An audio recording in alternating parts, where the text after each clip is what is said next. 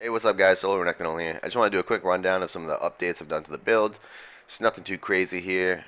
We just swapped out the Death Stance for the Sturk's Gauge.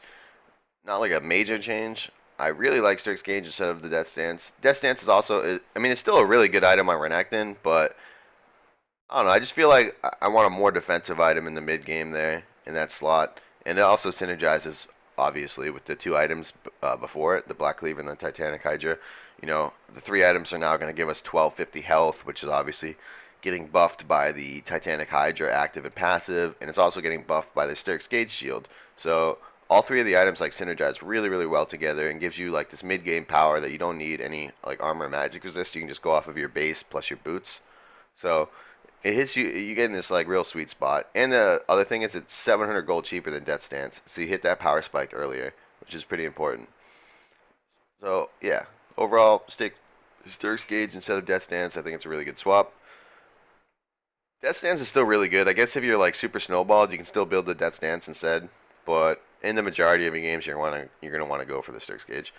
Um, some other changes against AP: always rush Hex Trigger. So everything just slides down one position. So it'd be Hex Trigger, Tiamat, Black Cleaver, Titanic Hydra, Sturk's Gauge, Maw, Deadman's Plate. Obviously, Deadman's can be a Randuin's, and Maw can be, well, if you're rushing Hex Trigger, it can't be anything else. But if you don't rush Hex Trigger, Maw can be something else. But against AP, you should definitely be rushing Hex Trigger. It's just super effective. Against the Teemos, the Rumbles, the Lissandras, the Kennons of the world, it's a really good swap. Some other changes I've made: instead of running 10% CDR on my blues, I'm just running a standard page, which is just 12 magic resist. Honestly, 12 magic resist is probably just better. I think I'm being a little too fancy trying to get CDR cap on like everything. So I felt pretty comfortable with these changes. The only changes I made to the masteries is because we're getting rid of our lifesteal item, Ravenous Hydra, we're not swapping anymore. And we're adding Sturk's Gauge. All of a sudden, I mean, we're losing a lifesteal item and we're adding a health item. So I feel like Veteran Scars just increases in value while Runic Armor decreases in value. So I think at this point, when you're getting like 125 health at 3k health, it's, I don't know. I think just Veteran Scars is more valuable.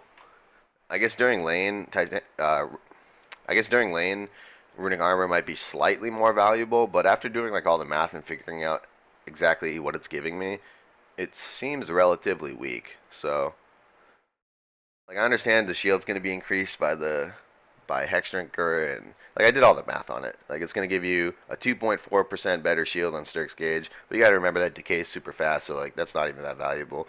Uh, in terms of like your base health regen, it gives you 0.64 to a 1.66, which is again not that much gold. We're talking about 20 to 60 gold here.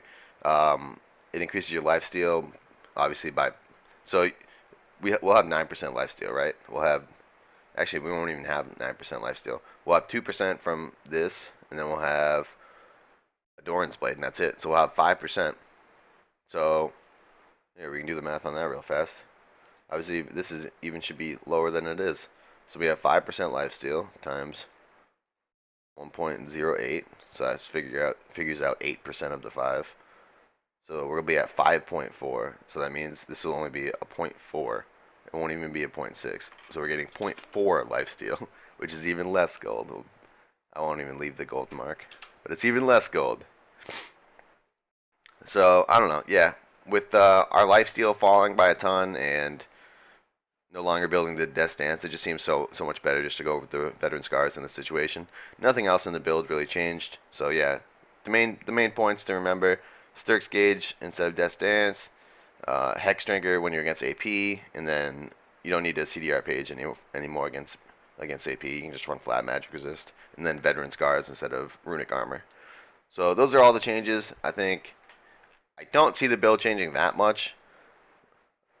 I don't see it changing at all actually, unless they introduce like some new item. I think this is probably the most optimal the build will get. So I'm very happy with the outcome. Yeah, I'm feeling really good about the build. So hope you guys enjoyed the update video. Thanks for watching. Peace.